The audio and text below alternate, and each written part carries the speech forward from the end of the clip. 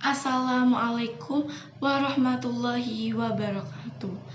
Alhamdulillahirabbil alamin.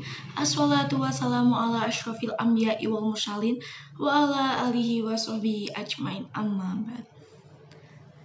Dalam kesempatan kali ini, marilah kita panjatkan puji syukur kehadirat Allah Subhanahu wa taala yang telah memberikan kita nikmat sehat, nikmat iman serta hidayahnya kepada kita. Sholawat serta salam semoga tetap tercurah kepada junjungan kita Nabi Muhammad SAW, kepada keluarganya, sahabat-sahabatnya, dan kita selaku umatnya. Amin. Topik yang akan kita bahas pada kesempatan kali ini adalah tentang Islam dan iptek. Bagaimana sih iptek dalam Islam? Islam adalah satu-satunya agama samawi yang memberikan perhatian besar terhadap ilmu pengetahuan. Islam tidak pernah mengekang umatnya untuk maju dan modern. Justru, Islam sangat mendukung umatnya untuk melakukan research dan bereksperimen dalam hal apapun, termasuk sains dan teknologi. Bagi Islam, sains dan teknologi adalah termasuk ayat-ayat Allah yang perlu digali dan dicari keberadaannya. Nah, setelah kita tahu sedikit tentang iptek dan Islam ini, alangkah baiknya sebelum kita lanjut membahas bagaimana iptek dalam Islam, alangkah baiknya kita mengetahui apa iptek itu terlebih dahulu.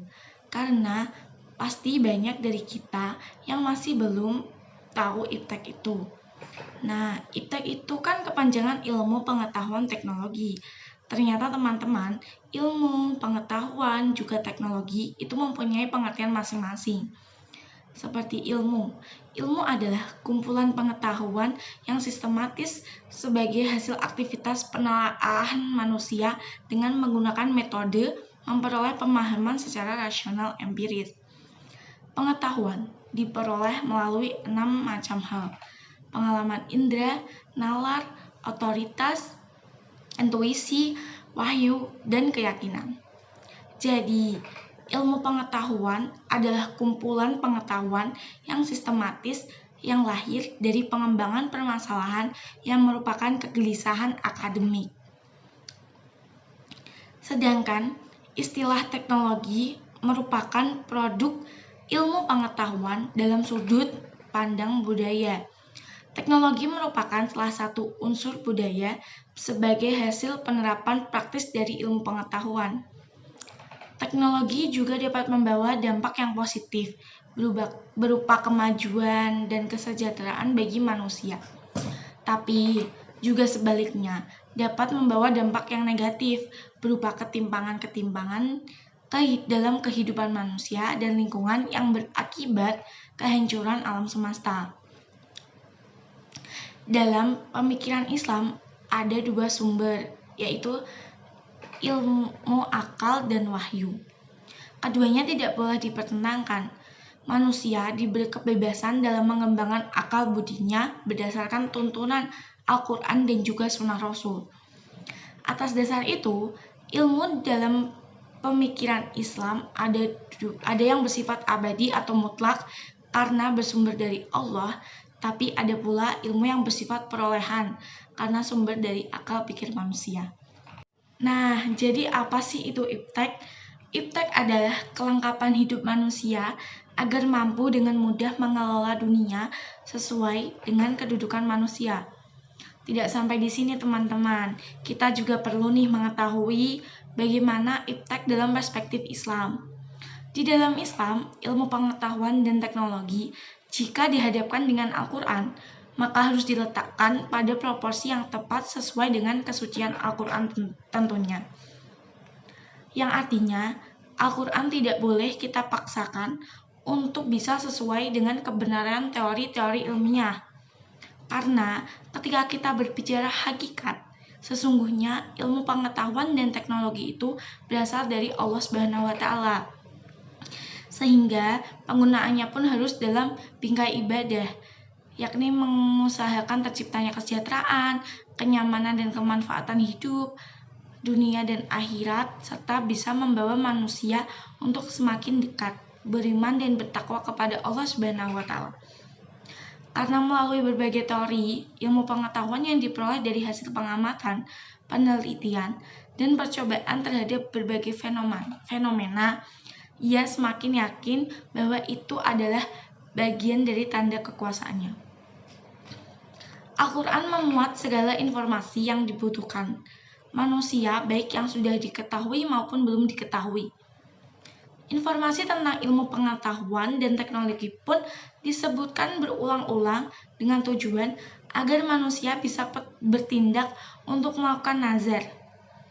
Nazar yang dimaksud ini mempraktekkan metode mengadakan observasi dan penelitian ilmiah terhadap segala macam peristiwa alam di seluruh jagat ini. Juga terhadap lingkungan, keadaan masyarakat, dan historisitas bangsa-bangsa zaman dahulu. Sebagaimana firman Allah pada Quran Surat Yunus ayat 11 yang artinya, perhatikanlah apa yang ada di langit dan di bumi. Tidaklah bermanfaat tanda kekuasaan Allah dan Rasul-Rasul yang memberi peringatan bagi orang-orang yang tidak beriman. Ayat 101 surah Yunus ini menganjurkan manusia mengadakan pengajian, penelitian, pengamatan tentang fenomena alam yang ada di langit dan bumi.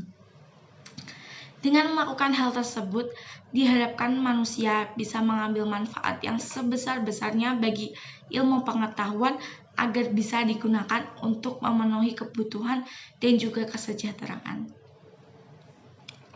Nah, agar iptek sesuai dengan Islam yang tidak melanggar syariat Islam, bagaimana ya agar iptek ini nih bisa sesuai dengan Islam? Nah, ternyata ada cara nih untuk kita bisa memilihnya, yaitu dengan cara Islam memfilter pengetahuan dan teknologi, yaitu dengan cara yang pertama, sesuai dengan paradigma Islam, yang artinya akidah Islam sebagai dasar iptek. Akidah Islam ini harus dijadikan basis segala konsep dan aplikasi iptek. Yang kedua, ada syariat Islam menjadi standarisasi iptek.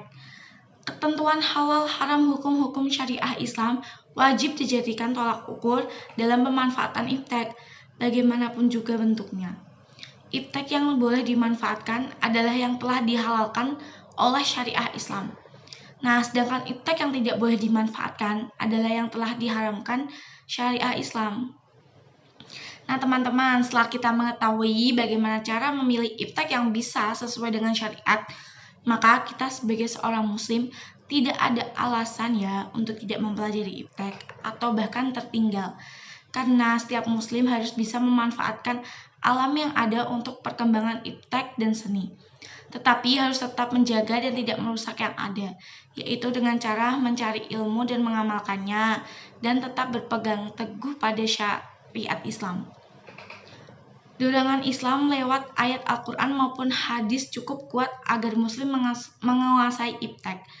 Di samping itu, banyak hadis yang senada, misalnya hadis yang berisi tentang yang pertama, mencari ilmu wajib bagi muslim dan muslimat.